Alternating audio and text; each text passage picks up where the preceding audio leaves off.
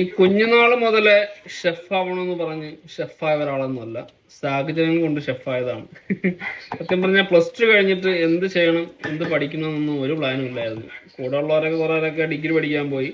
പിന്നെ കുറേ പേര് IT ഫീൽഡുകാർ അങ്ങനെ പോയി, മറ്റേ IT ഉണ്ടല്ലോ, മെക്കാനിക്കൽ അങ്ങനെയുള്ള സംഭവങ്ങളിൽ പോയി. പിന്നെ എൻ്റെ ഒരു ആഗ്രഹം എന്ന് വെച്ച് കഴിഞ്ഞാൽ ഒരു മെക്കാനിക്കലായിട്ട് എന്തെങ്കിലും പഠിക്കുക, ഒരു AC എക്സ്ട്രാ വെൽഡിങ് അങ്ങനെ എന്തെങ്കിലും പഠിക്കണമെന്നായിരുന്നു. അപ്പോൾ അൺഫോർച്ചുനേറ്റ്ലി എനിക്ക് അതൊന്നും പഠിക്കാൻ പറ്റില്ല. ഞാൻ നേരെ പോയത് ഒരു പെട്രോൾ പമ്പിലേക്കായിരുന്നു. അവിടെ പോയി കുറച്ച് ദിവസം പണിയെടുത്തപ്പോഴാണ് പിന്നെ ഹോട്ടലിലേക്ക് വർക്ക് ചെയ്യാനൊരു ചാൻസ് തേടി വന്നത്.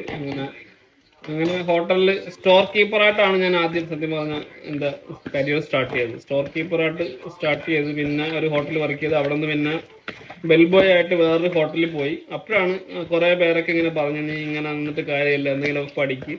അങ്ങനെയാണ് ഞാൻ വർക്ക് ചെയ്യുന്നതിൻ്റെ കൂട്ടത്തിൽ ഹോട്ടൽ മാനേജ്മെൻറ്റ് പഠിക്കാൻ തീരുമാനിച്ചത്. ഇങ്ങനെ ഹോട്ടൽ മാനേജ്മെൻറ്റ് പഠിച്ചിട്ട് അവിടുത്തെ SP ഗ്രാൻഡേഴ്സിലാണ് ട്രിവാൻഡ്രത്ത്, കുറേ പേർക്കൊക്കെ അറിയാം. അപ്പോൾ അവിടെ വർക്ക് ചെയ്ത് നിന്നപ്പോഴാണ് അവിടുത്തെ പേസ്ട്രി ഷെഫ് ഉണ്ട്, പുള്ളിക്കാരൻ നമ്മളോട് നല്ല കമ്പനിയാണ്. പുള്ളിക്കാരൻ ഇങ്ങനെ പറഞ്ഞു, ഫ്രണ്ട് ഹൗസിൽ നിന്നിട്ട് കാര്യമില്ല, എന്തെങ്കിലും പ്രൊഫഷണലായിട്ട് പഠിക്കും, നീ കിച്ചണിലേക്കോ ബേക്കറിയിലേക്കോ പോര്. അങ്ങനെ ആ ഷെഫ് പറഞ്ഞിട്ടാണ് ആക്ച്വലി ഞാൻ ബേക്കറിയിലേക്ക് ജോയിൻ ചെയ്യുന്നത്. ഞാൻ ഹോട്ടലിൽ ബെൽ ബോയ് ആയിട്ട് വർക്ക് ചെയ്ത ആ ഒരു സമയമായിരുന്നു സത്യം പറഞ്ഞാൽ അടിച്ചു പൊളിച്ചൊരു സമയം ഹോട്ടലിൽ. കാരണം രാവിലെ 7 മണിക്ക് ഡ്യൂട്ടിക്ക് പോകുന്നു, 4 മണിക്ക് ഡ്യൂട്ടിക്ക് ഇറങ്ങുന്നു, പിന്നെ ഫുൾ ടൈം ഫ്രീ, പിറ്റേന്ന് ഡ്യൂട്ടിക്ക് വന്നാൽ മതി. ഡ്യൂട്ടിക്ക് വന്നു കഴിഞ്ഞാലും പ്രത്യേകിച്ച് റിസ്ക് കാര്യങ്ങളൊന്നുമില്ല. നേരെ വരുന്ന ഗസ്റ്റിനെ വെൽക്കം ചെയ്യുന്നു, അവരുടെ ബാഗേജ് റൂമിൽ കൊണ്ടുവയ്ക്കുന്നു, ടിപ്സ് എന്തെങ്കിലും കിട്ടുന്നു. സാലറിയെക്കാളും കൂടുതൽ ടിപ്സ് കിട്ടിയ മാസങ്ങളുണ്ടായിരുന്നു ആ സമയത്ത്. പക്ഷെ ആ ഒരു സേഫ് സോണിൽ നിന്ന് ഞാൻ പിന്നെ മാറി ചിന്തിച്ചത് കൊണ്ടാണ് സത്യം പറഞ്ഞാൽ എനിക്കൊരു ഈ പ്രൊഫഷനിലേക്കൊക്കെ വരാൻ പറ്റിയത്.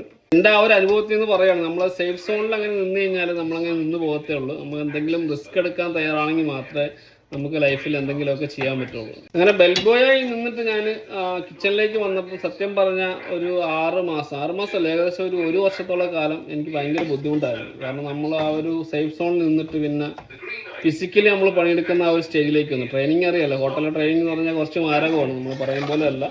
പിന്നെ ഞാൻ എന്താ പറയുക, ഇഷ്ടപ്പെട്ട് പഠിച്ച ഒരു പണിയായതുകൊണ്ട് എനിക്കിപ്പം ഈ ഫീൽഡ് ഭയങ്കര ഇഷ്ടമാണ്.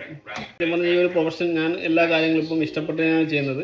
അതുകൊണ്ട് ഇപ്പോൾ അതൊരു ജോലിയായിട്ട് എനിക്ക് തോന്നാറില്ല. കാരണം ഞാനിപ്പോൾ എന്താ ഉണ്ടാക്കുന്ന ഈ ഫുഡ് എനിക്കിഷ്ടമാണ്, ഇങ്ങനെ ഫുഡ് ഉണ്ടാക്കുന്നതും കേക്ക് ഉണ്ടാക്കുന്നതും അതൊക്കെ.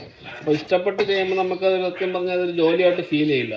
പിന്നെ എല്ലാവർക്കും ഇങ്ങനെ ആവണമെന്നില്ല കേട്ടോ, ഓരോരുത്തർക്കും ഓരോ ഇഷ്ടങ്ങളാണ്. എൻ്റെ ഇഷ്ടങ്ങൾ ഇപ്പം ഇതൊക്കെയാണ്, കുക്കിങ്, കേക്ക് ഉണ്ടാക്കൽ, അതൊക്കെയാണ് എൻ്റെ ഇപ്പോൾ ഞാൻ സത്യം പറഞ്ഞ ഒരു പാഷനായിട്ട് കൊണ്ട് നടക്കുവാണ്. അതിൻ്റെ ഇടയിൽ കൂടെയാണ് ഈ വീഡിയോ പഠിത്തവും റീൽസും കാര്യങ്ങളും. അപ്പോൾ എൻ്റെ വീഡിയോസും റീൽസൊക്കെ കണ്ട് ഇഷ്ടപ്പെട്ട് ലൈക്ക് ചെയ്യുന്നവർക്കും കമൻറ്റ് ചെയ്യുന്നവർക്കൊക്കെ ഒരുപാട് നന്ദി. അപ്പോൾ വീണ്ടും നിങ്ങളുടെ സപ്പോർട്ട് പ്രതീക്ഷിച്ചുകൊള്ളുന്നു.